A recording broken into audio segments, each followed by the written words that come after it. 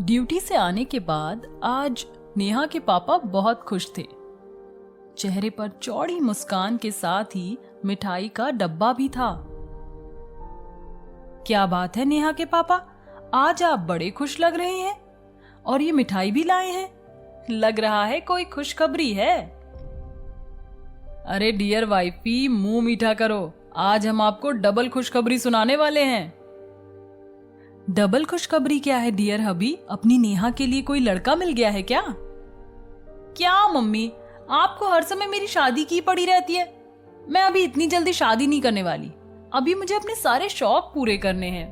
पता नहीं आपको दामाद कैसा मिले, अगर वो पापा की तरह खड़ूस हुआ तो। ये कहकर नेहा खिलखिलाकर हंस पड़ी और साथ में उसकी मम्मी भी। अच्छा ठीक है, जाओ, नहीं बताता मैं कोई गुड न्यूज। मजाक उड़ा लो तुम दोनों मेरा बस। अच्छा ठीक है बाबा, सॉरी, नेहा की मम्मी बोली। नहीं नहीं, पहले हंस लो तुम माँ बेटी, फिर मुझसे पूछना। ठीक है, मत बताइए। नेहा चलो बेटा, हम खाने की तैयारी करते हैं। हाँ मम्मी चलो, मुझे भी नहीं जानना। अरे बताता हूं, रुको तुम दोनों। नेहा की मम्मी को पता था कि उसके पापा उन्हें इतना प्यार करते हैं कि मजाक में भी उन्हें नाराज नहीं कर सकते और ना ही उनके पेट में कोई बात पचती है। वो बिन बताए रह ही नहीं सकते थे। ये लो पहले मिठाई खाओ, मुंह खोलो, मैं ही खिला देता हूं। ये हुई ना बात। अब सुनो, पहली गुड न्यूज ये है कि मेरा प्रमोशन हो गया है। ये, अरे वाह, ये तो बहुत अच्छी न्यूज है पापा। और मुझे मिठाई कौन खिलाएगा? नेहा बोली। लो भाई, तुम भी खाओ। कहते हुए उसके पापा ने एक पूरा पीस उसके मुंह में रख दिया।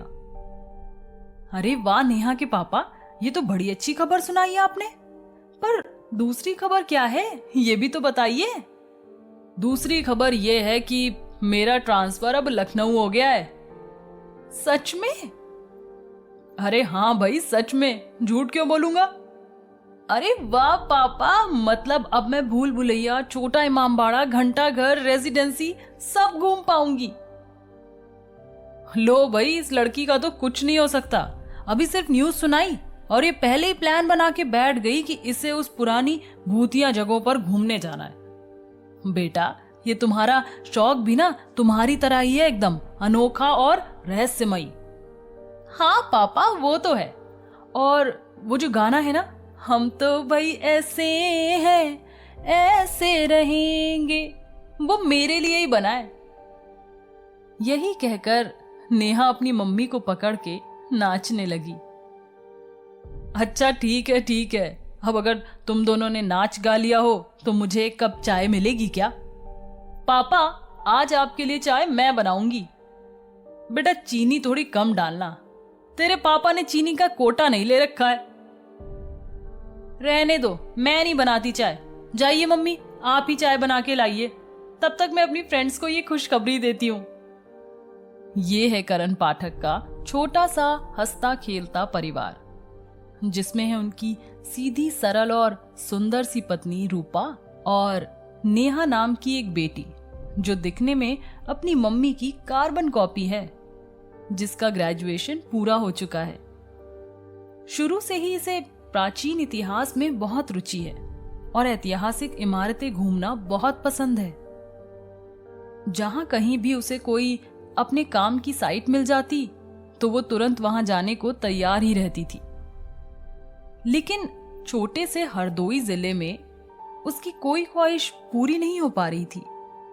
एक दो बार वो किसी रिश्तेदार के यहाँ लखनऊ आई तो थी, पर समय की कमी के कारण कभी लखनऊ घूम नहीं पाई।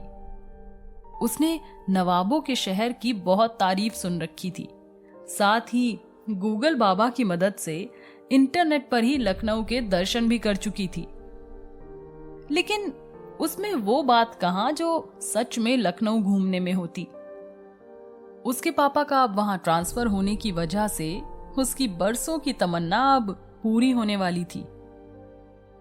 लखनऊ में बना इमामबाड़ा उसे सबसे ज्यादा लुभाता था। वो जब भी उसकी पिक्चर देखती उसे ऐसा लगता जैसे यहां से उसका कोई गहरा रिश्ता है। उसके लैपटॉप और फोन पर भी इमाम बाड़े का ही वॉलपेपर सेट था। जब उसने सुना था कि अब वो लोग लखनऊ रहने जाने वाले थे, उसकी दुनिया ही बदल गई थी। उसके दिन ही नहीं कट रहे थे। अब तो वो अक्सर सपनों में भी इमामबाड़ा घूमने लगी थी। धीरे धीरे वो दिन भी आ गया जब वो फाइनली लखनऊ में थी। लेकिन उसे नहीं पता था कि अब उसकी दुनिया बदलने वाली थी। जो इमामबाड़ा रात दिन उसके सपनों में आता है, वही उसका काल बनने वाला था।